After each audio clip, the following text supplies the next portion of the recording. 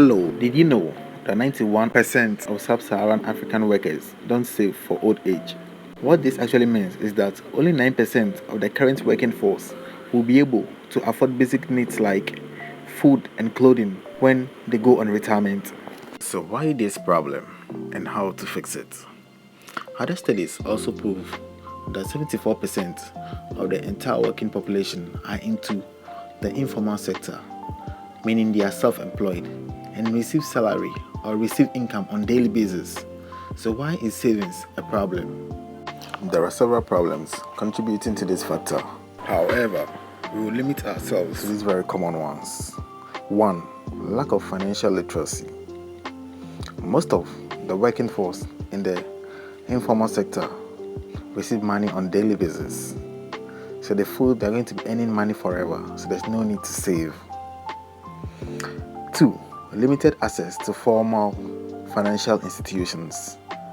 Though there are thousands of banking or financial institutions in the region, there seems to be a gap between the informal sector and then the financial institutions. 3. Lack of trust in the financial institutions. People in the region have had experiences with banking institutions that have gotten away with their money, so sometimes sending their money to banks is no longer an option for them. 4. Limited social security coverage. Those in the informal sector are not mandated to pay social securities compared to those in the formal sector that is mandatory for them to be deducted as part of their salary as retirement or pensions funds, and as a result, most of them do not see the need to do it on their own. In view of this, we move to our topic for today, which is savings, because you cannot talk about retirement without talking about savings first. Savings is leftover money after necessary consumer spending from disposable income over a period of time, usually deposited in a bank or a financial institution. If you paid attention, you realize I used the phrase necessary consumer spending because there are some spending, for example, food wastage, water and electricity wastage, could be avoided in order to boost our savings potentials. Why is it important for us to save even though we earn money on a daily basis? 1. Savings help in emergency funds. Having savings allows us to set aside money for unexpected expenses or emergencies. This can include medical emergencies, car repairs, job loss, or home repairs. Without savings, we may have to rely on debts or loans to cover for these expenses. 2. Financial security. Saving money provides a sense of financial security and peace of mind. It allows us to have a safety net in case of unexpected situations and reduces financial stress. For example, when COVID hit the whole world and we had to go into quarantine, those who had savings that could cover at least 6 months of their expenses or daily consumption were able to cope. What happened to those who had little or nothing before the quarantine? 3. It helps us achieve our goals. Saving money is essential for achieving short-term and long-term goals, whether it's buying a house, starting a new business, or even going on vacations. 4. Retirement planning. The very reason why this topic started was because of retirement. Savings for retirement is a crucial and very essential way to ensure you have a comfortable and financially secured future. 5. Independence and freedom. Having sufficient savings allows us to have more control over our life choices and decisions. It provides the freedom for us to make choices that align with our values and goals, rather than being forced into decisions for financial reasons. 6. Preparedness for life changes. Life is full of unexpected changes.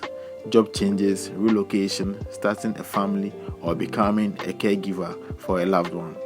By having savings, we can be better prepared and less stressed when faced with these changes. 7. Peace of mind during economic downturns. Economic downturns such as recession or financial crisis can have a significant impact on individuals and our finances. Having savings can help cushion the blow during difficult times, allowing us to maintain our standard of living and avoid financial hardship to a point where borrowing is no longer an option. There are so many types of savings, but in respect to our topic for discussion, we will limit ourselves to these three most important ones. That is 1. Regular savings account, 2. Emergency funds, 3. Individual retirement accounts. Savings account is a type of bank savings that allows you to save your money whilst you earn interest on your deposits. Emergency funds is a separate savings or bank account used to cover or offset the expense of unforeseen situations. Finally, retirement accounts or individual retirement accounts allows you to save money for retirement in a tax advantage way. Let's check out some strategies that we can adapt to boost our savings potentials. 1. Budgeting. Budgeting is very essential when it comes to savings because it helps you track your expenses over a period of time in order not to waste monies on unnecessary stuff. 2. Automate your savings.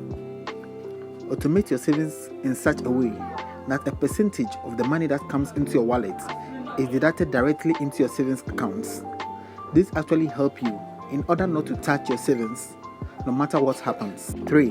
Let us cut down or reduce unnecessary expenditure. Unnecessary expenditure such as impulse buying, when reduced, can help increase or boost our savings. 4. Let's set realistic goals.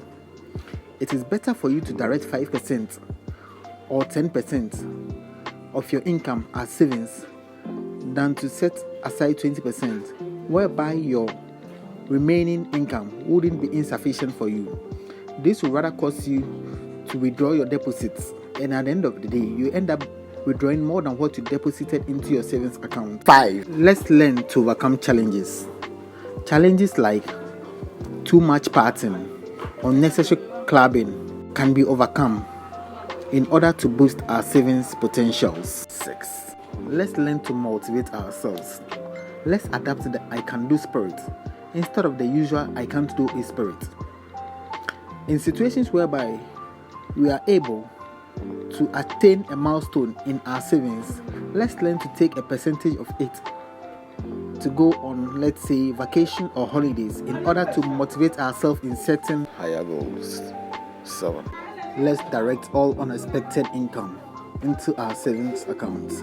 For example, monetary gifts can be directed into our savings because these are things that we did not plan or budgeted for. So it will be best enough to direct them into our savings to increase our saving potential.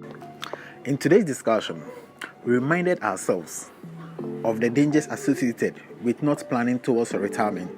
And as a result, we tackled the first step to take in planning for your retirement, and that is savings. We talked about savings.